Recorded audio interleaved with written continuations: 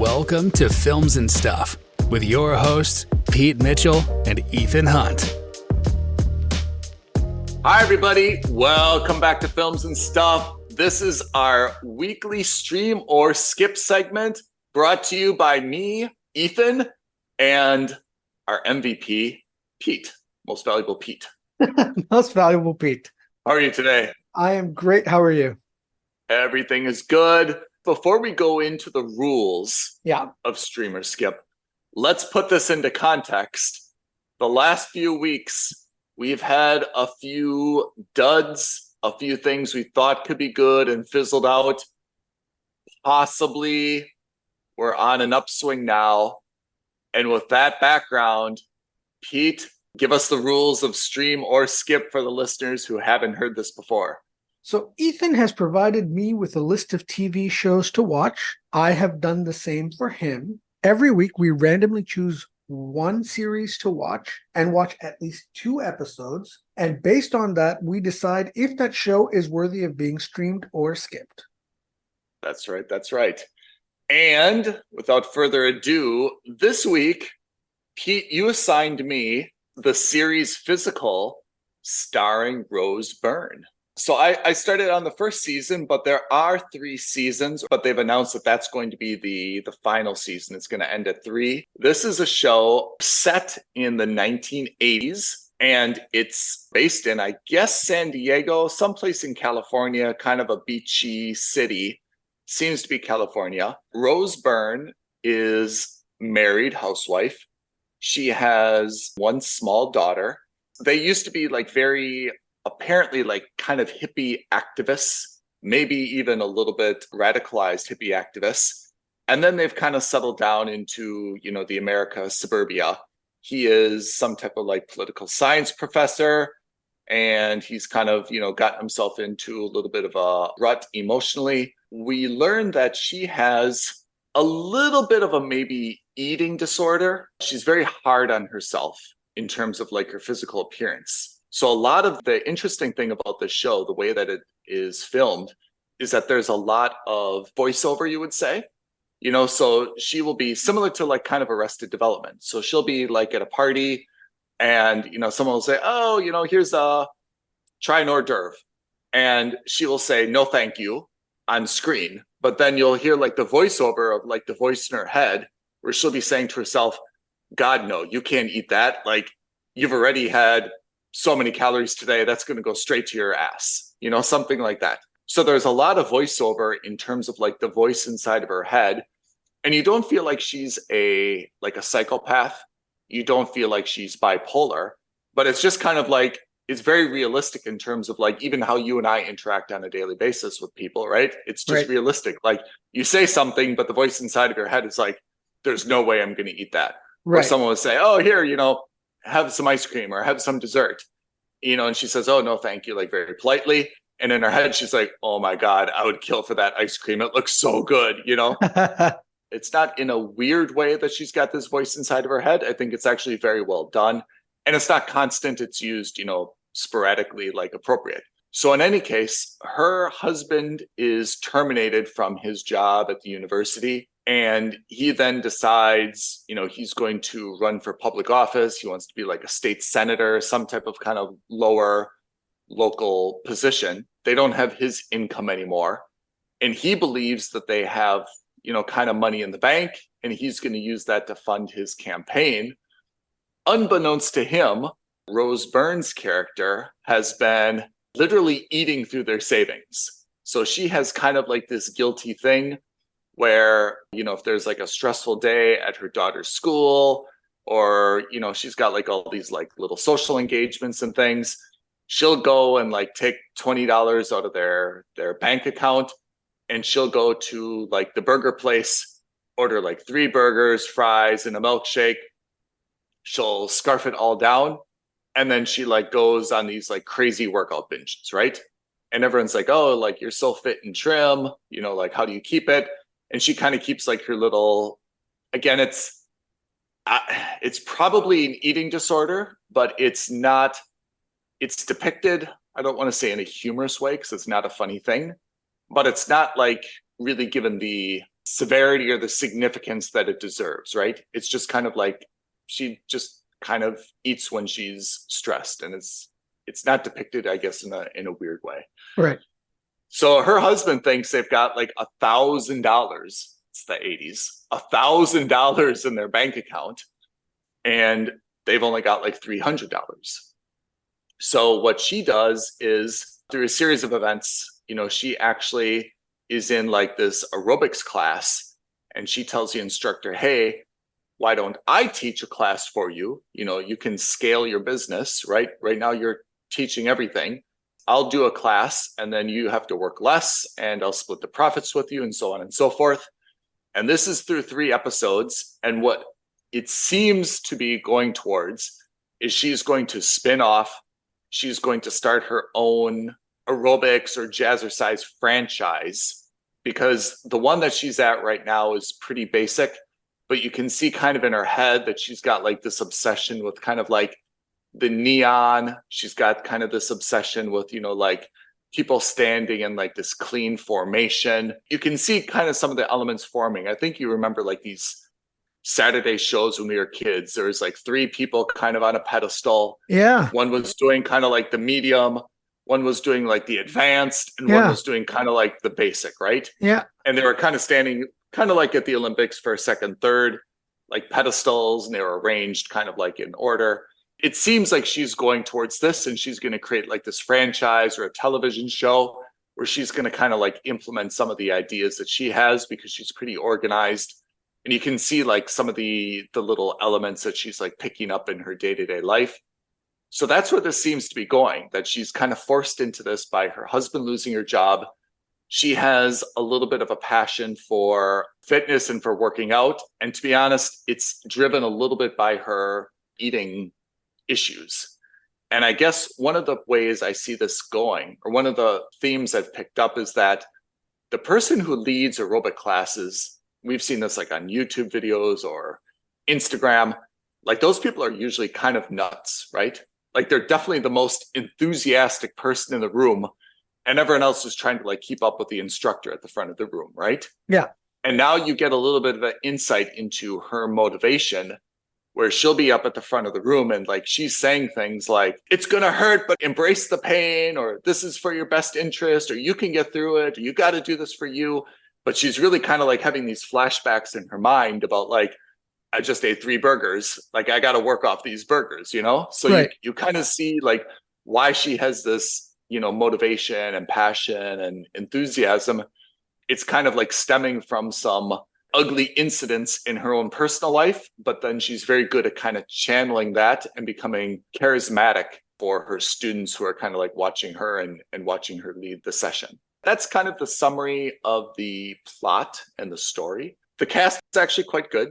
The costumes and the wardrobe are definitely very what you would remember from the 80s. A lot of white high top Reebok trainers, a lot of leg warmers, a lot of neon spandex, like bodysuits and leggings and things like that. That's kind of enjoyable to watch. And Rose Byrne really plays that subtle humor role well.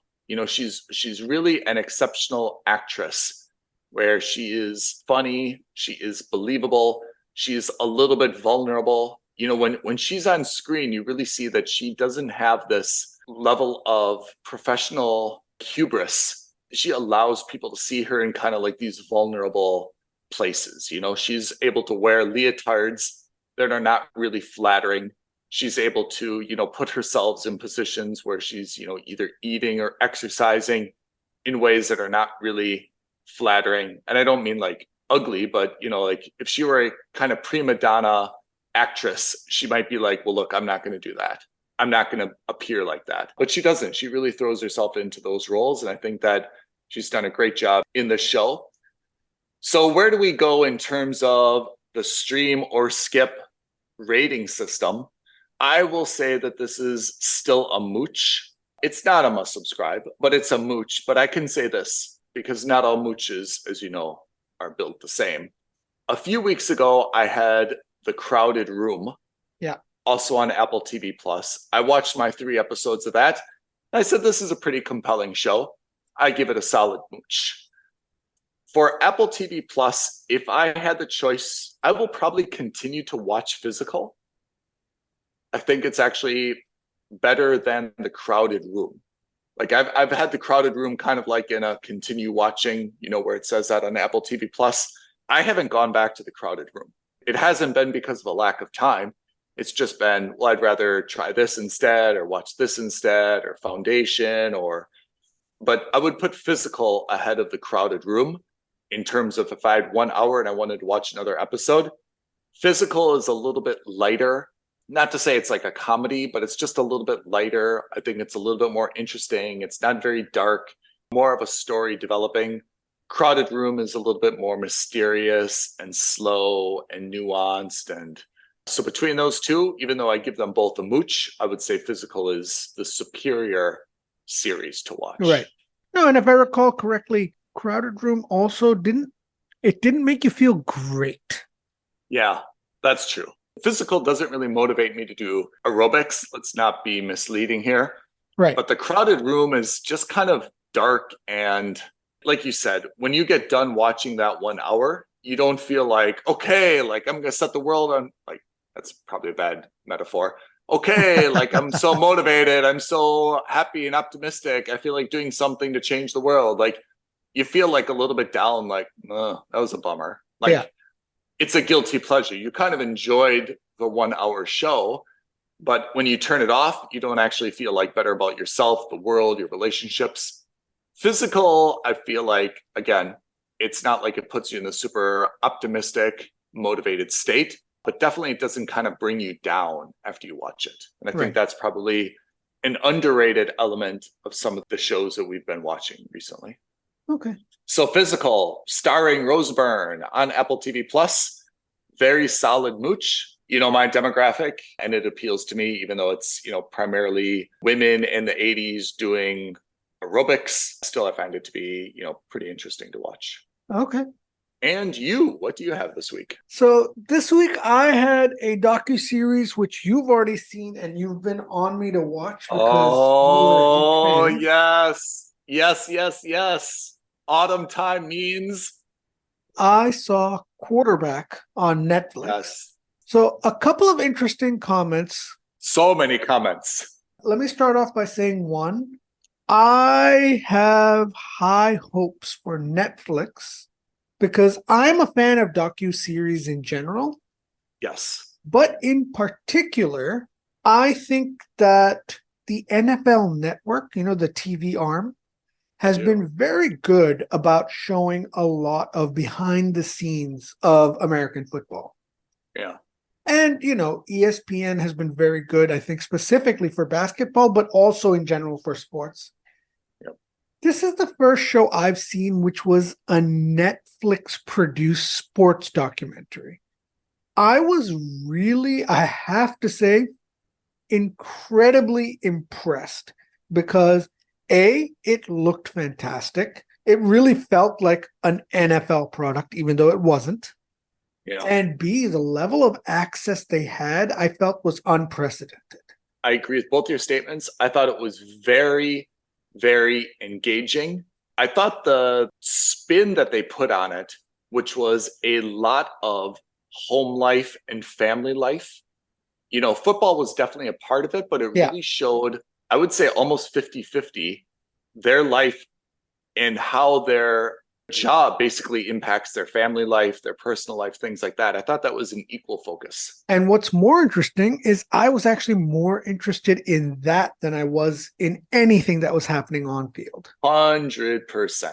I totally agree. Once they left kind of the team facility, that's what I was more interested in, is what they were doing with their lives outside of their job, basically, and how it impacted them. I thought it was a very candid, fascinating view. Quarterback is effectively an 8-episode docuseries that follows 3 quarterbacks in the NFL. That's right. It follows Patrick Mahomes of the Kansas City Chiefs, Marcus Mariota of the Falcons / question mark now, and Kirk Cousins of the Minnesota Vikings. I don't know how they selected these quarterbacks, or these players. Yeah. But I have to imagine they must have done this for not just 3, but maybe for like 10 or 15. Because in terms of the 3 that they selected, you had one MVP slash Super Bowl winner. You had one guy who came really close but didn't make it. And then you had one guy who didn't come close at all. Yeah. And I don't think that's something they could have predicted at the beginning of the season. You could have maybe for Patrick Mahomes. Yeah. But I doubt very much you could have seen that for Kirk Cousins. Yeah. I agree with you. I thought that was interesting that they kind of had the very successful, medium successful, not successful. Yeah. It brought a lot of that into focus, whether that was accidental or intentional. I like that you could see those distinctions. Yeah, exactly. So again, so it follows those 3 quarterbacks. It goes a little bit into the history of the quarterbacks, from when they were children / high school / college football players up through to their professional careers, up to through to where they are now. Yeah. It follows their home lives. So you get a little bit about, their wives and or girlfriends and or children. Yeah. And then it follows their story through the season. Now, the one thing that I thought was a slight ding, and again, I don't blame them for this because maybe, the thing with docuseries is that ultimately you need the interviewee to also be a part of it. Yeah. But the moment the player gets eliminated, because the way they did it was they followed this week to week in the NFL. So all 18 weeks of the NFL.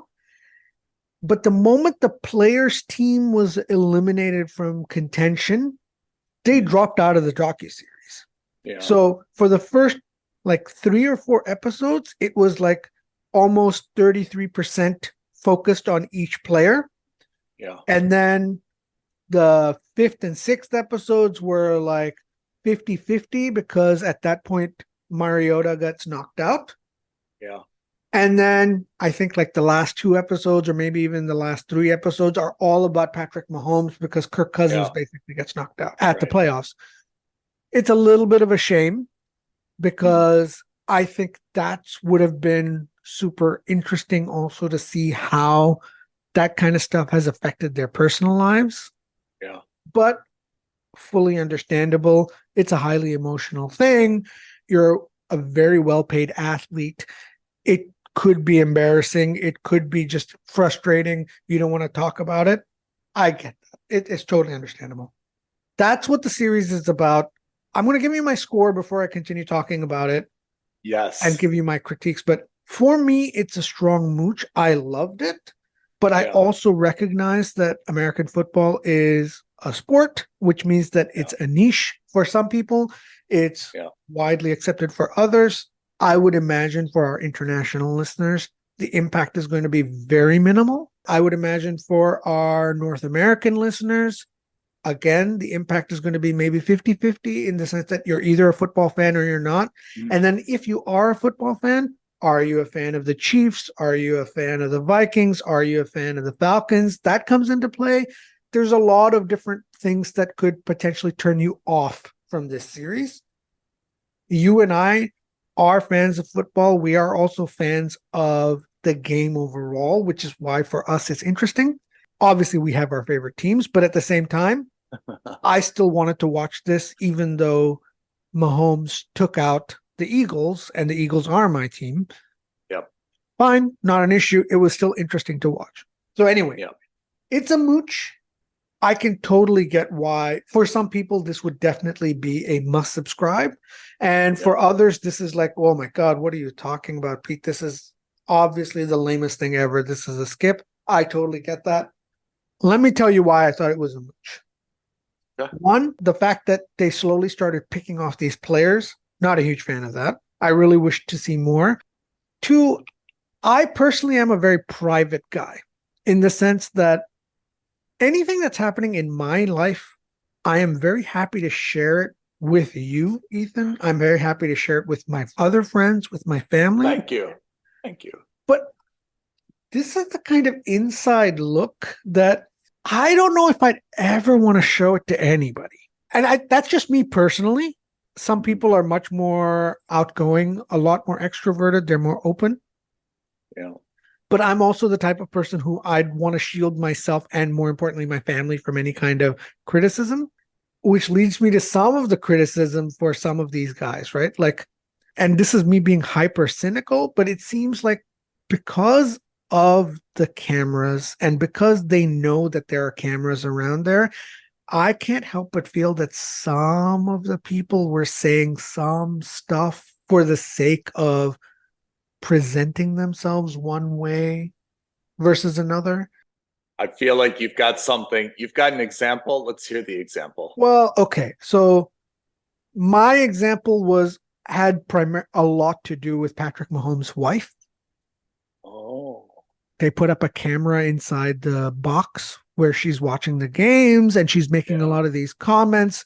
Nobody's there. She's there with her, like literally her newborn and a 2-year-old toddler. And it's just her. And she's saying a lot of stuff. And I'm not saying that she wouldn't. I'm not saying that's who she is. I have no idea who this lady is. And maybe that's exactly who she is.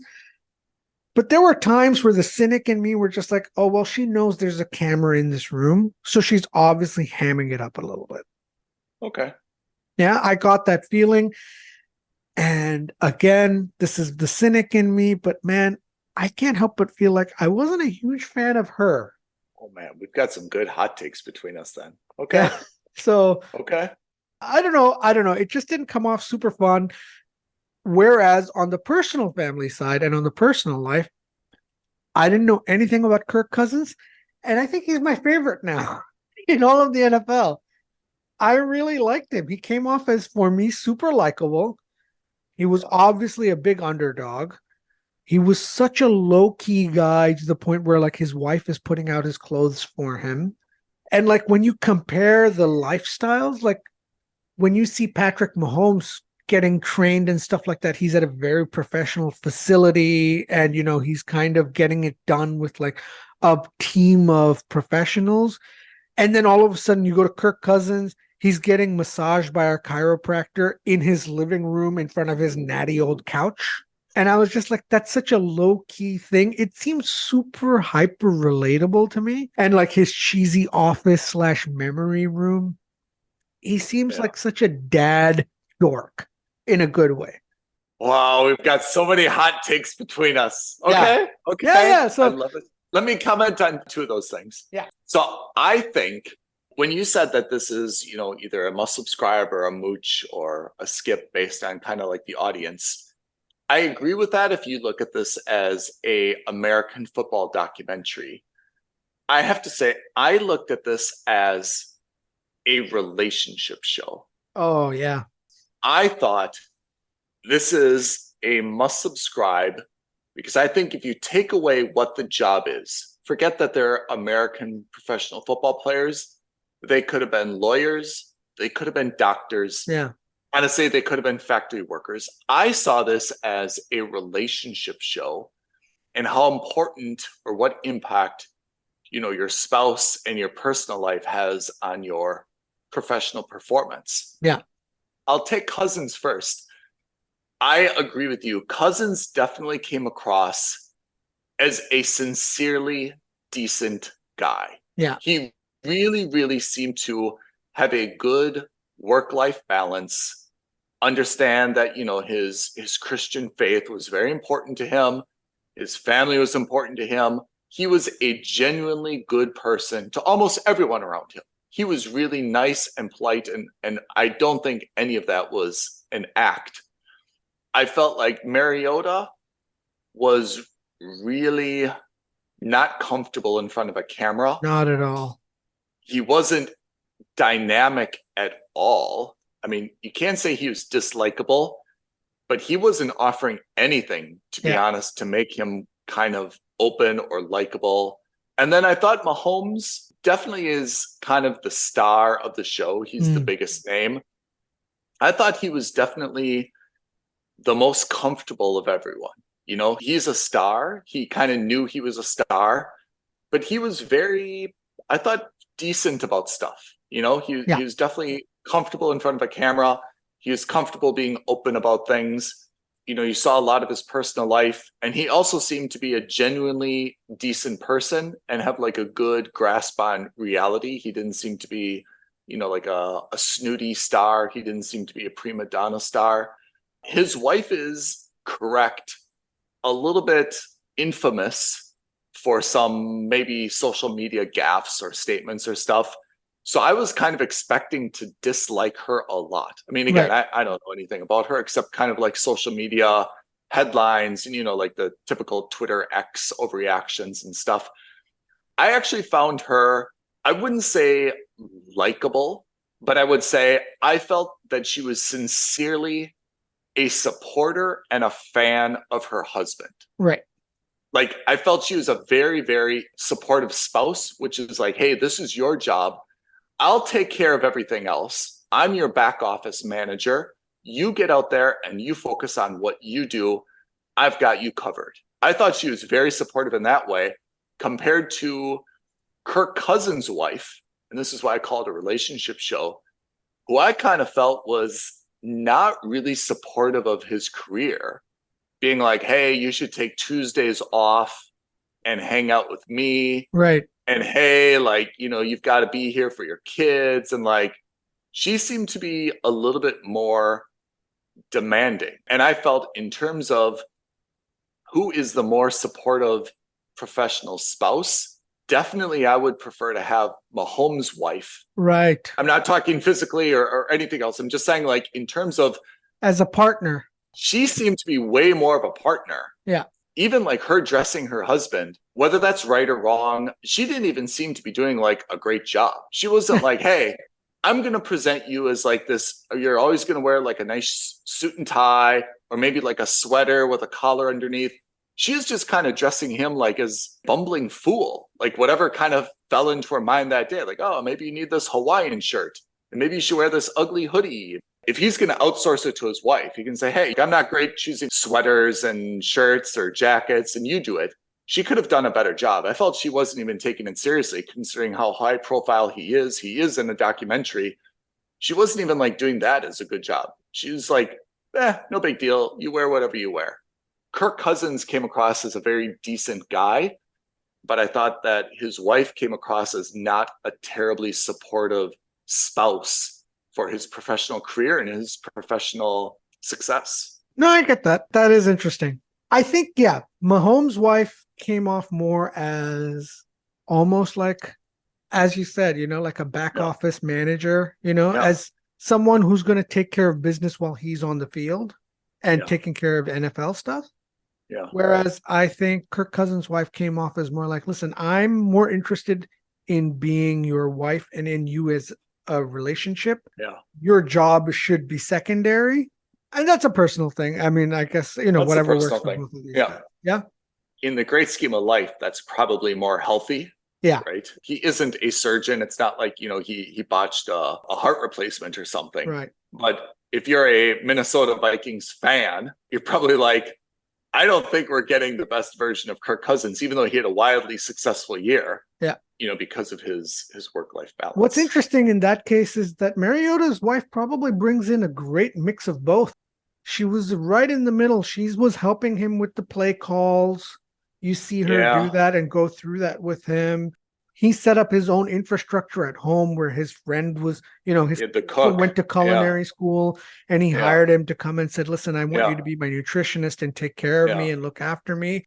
The problem was a lot of this documentary ended up focusing only on those two. And Mariota falls to the wayside. And I think that had to do with the fact that Mariota's professional career fell to the wayside, you know, midway through the season. Maybe we saw the least of him, but I also thought that he was just the least open of the three. Oh, yeah. Like, you could have had I feel like he didn't really want to do this, but, you know, somebody, whether it was his manager, whether it was his wife, someone was like, hey, in case football doesn't work out great for you this season, you need to be on this show because maybe you want to be a color commentator when you're done with all of this. You need to kind of get ready to be in front of the camera. Because I feel like in terms of like conflict, he had the best potential story at the beginning of the year. Oh, Mahomes, totally. no matter good or bad year, he's going to be fine. Yeah. Cousins, no one really had huge expectations, but like Mariota could have come in and been like, look, I'm finally going to be the starter. Yeah. This may be my last chance. They drafted a rookie who's kind of breathing down my neck. By the way, my wife is also pregnant. We're on the East Coast, which isn't really, where we belong geographically, but I'm here because I really want to be a starter. I know I can do it. I know this is my last chance. I've got to cook. I've got everything because I know I've got to be perfect this year. You could have really created a lot of like stress and tension over his story, which I think would have been like the most compelling story in terms of how am I going to manage a pregnant wife? I've got to meet all these new teammates. I've got to have a huge, impact this year. He kind of had like the most stressful and interesting story going in. Maybe because of that stress, he kind of like clammed up and wasn't that compelling as an interviewer. But in terms of a story to follow, that would have been like, I think the most interesting and the most heartbreaking then, when he didn't end up having a great year, he lost his job. Same time his wife had a baby, he left the team. He's on the Eagles now, by the way. So I felt like he would have had the best story, but either they didn't portray him or he didn't come across open enough. But definitely, it's hard to get a great sense of him, other than the fact that he's kind of a quiet, private guy. He's also, given his personality and the way he was, I know, forget about the wooden side of him, but like his Hawaiian lifestyle, his Hawaiian personality, none of the East Coast teams are right for him. Every single one of those East Coast teams, with maybe the exception of Miami, hardcore, like, I will kill you if you don't perform on the field. Right. Whereas I think the West Coast teams, generally speaking, are a little bit more laid back. I agree. It's so weird, though. Then he went to Philadelphia, which arguably is places, way, way worse than Atlanta. I mean, the Falcons are already bad. Yeah. And I don't mean that as a qualitative like that. I mean, the fan base, they're a rabid fan base. Yeah. But like the Eagles are notorious, right? I mean, these are the same people who pelted Santa Claus at winter. This is a very stressful city to play any just professional physically sport. If you did create two cities that physically look different, Philadelphia and Honolulu would probably be right. They can't be further apart. They can't be different just geographically, right? Or like just physically. He belongs in San Diego. Oh my God. He belongs in 49er, Los Angeles. A Charger. He'd be great even on those. Seattle. Worst case scenario, you throw him in Vegas. He'd be even better there. But like, that's terrible. Oh. So you give this show a mooch though, huh? Honestly, I think it's because I didn't like that we lost Mariota 3 or 4 episodes into the series. I didn't like that we were starting to lose Cousins. Like the focus was starting to shift because they were following the football schedule and football successes. As with any professional sport, what happens on the field and what happens on the pitch is like 30%. Everything else is maybe more, I would say arguably more important. It would have been so interesting to see the rest of Mariota's story and ending with him getting traded or transferred to the Eagles. There's going to be a second season, right? I have no idea. I feel like there's going to be a second season, but obviously it would be filmed this year, which means it wouldn't come out for another until the next off season. So, But look, I think the key takeaway more than anything about this show is that this was such a good docuseries from a non-sports affiliated network. Yeah. For Netflix to come out with a documentary like this was very impressive. Look, all the Untold documentaries have been great, but they're also produced by professional sports networks, right? Like ESPN does all the Untold series, I believe. All the NFL Network documentaries, great. All the NBA documentaries, great. And don't hold me to this, but as far as I know, this was, if not the first, it's one of the first ones done by Netflix, which was purely a sports one, or at least one that I paid attention to. And I was thoroughly impressed. The level of access they've had was unbelievable. Production was fantastic.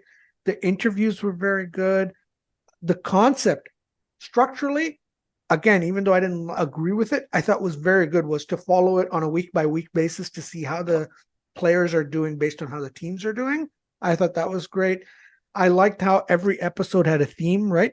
Where one was their history, one was about, recovery, one was about winning, one was about losing, all of that kind of stuff. I liked that. So I think structurally as a docuseries, very, very well done. So if you like this, though, there are two others, at least on Netflix. Drive to Survive, remember, about F1? Yeah. And Full Swing about golf. Yeah. Again, the problem with documentaries is that you have to be a huge fan or at least marginally interested in the topic. Yeah. I can't stand F1, so Drive to Survive, Whoa. even though I'm fully aware of it, it's never been my bag. F1 has not been my bag. Okay. So yeah, look, as a documentary, technically speaking, I thought it was fantastic. I really was very impressed with that. And I do recommend that, if you're a fan of the genre of documentaries and you couldn't care less about the topic, I think you will not be disappointed with it. However, I strongly think that if you are not a fan of American football, the appeal of this is going to be very limited. I am a fan of football, obviously not as much as Ethan, but at the same time, it was very enjoyable. I can't give it a must subscribe for those various reasons. It's a mooch for me. Okay. So we had two very positive ones this week. Pete, roll the virtual dice. And what are we assigning each other next week? So for next week, you are going to be watching an Australian comedy, but it's not a typical sitcom. Oh, I know what this is. Yeah. Tell me. It's Fisk. Yes, I've heard of this on Netflix, right? It is on Netflix. I put it on your list because I've actually seen it. And for a variety of reasons, which we'll get into next week, I wanted you to watch it because I thought you might find it funny. Good one. Good one. I can't wait to see it. And I, too, will be on Netflix next week watching Mulligan, which is a new animated series, but I don't know anything about it. Mulligan? It's animated? Mm-hmm. Oh, man. I chose that for you? I had no idea it was animated. Yeah. Really? Well, if you don't want to watch something animated, you can change. Oh, no, I have no qualm. As long as it's an animated show that's adult-oriented, and by that I mean obviously mature, not pornographic, I'm totally fine. All right. So for our listeners who want to comment on either Physical, Apple TV Plus, or Netflix's Quarterback, what's our social media details, Pete? If you've got any recommendations, if you want to make a comment about any of these shows, if you think there's a show we should add onto our stream or skip lists, reach out to us. You can tweet at us at F&S Podcast. You can DM us on Instagram at Films and Stuff Podcast. You can email us aloha@filmsandstuffpodcast.com. Or as always, you can leave a comment below this video, but please make sure to like this video, subscribe to our channel, and hit that bell. That's right. We are looking for a new intern at Films and Stuff. If you are interested, that's actually a good shout. If you have some social media chops, if you've got some audio/video editing chops and you're interested in getting some experience, reach out to us. You can email us aloha@filmsandstuffpodcast.com and let us know. Yeah, tell us what your passion is, what you think you can do, how you can help us out. It is a paid internship, so we are looking for qualified, passionate candidates or referrals. Keith, thank you very much. Listeners, thank you very much. That is it for the stream or skip segment of this week's episode of Films and Stuff. Thanks, everyone. Thanks everyone. Thanks, Pete. Bye now. Thank you for listening to another episode of Films and Stuff. If you haven't already, please subscribe and review on Apple Podcasts, Spotify, or wherever podcasts are downloaded. Films and Stuff. There is no substitute.